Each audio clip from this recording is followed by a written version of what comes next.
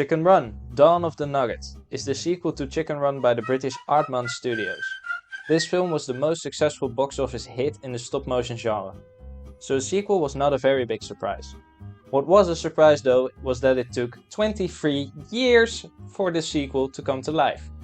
After all that time, they truly wanted to make it something special that seemed like something other than a cheap cash grab, because this series is dear to the studio's heart.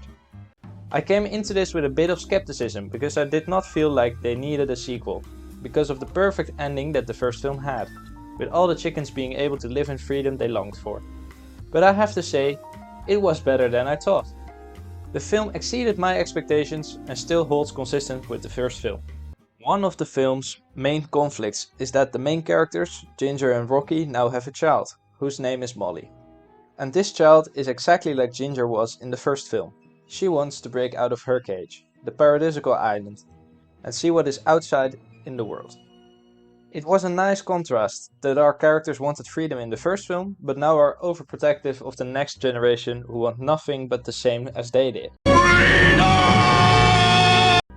Eventually, Molly does escape and goes to a new type of chicken farm, where she gets taken in.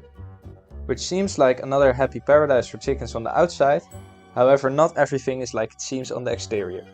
The original gang finds this out, and now the premise of this film is not breaking out of a farm, but it is breaking in, to save Molly.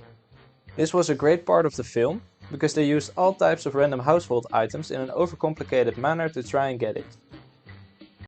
Visually, this film looked stunning.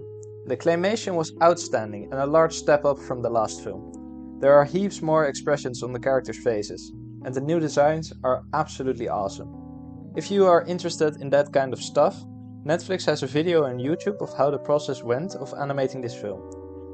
The film was also a lot brighter compared to the first one. The only thing that fell is this little box. What's inside? Which made it look a lot more dystopian and cheery.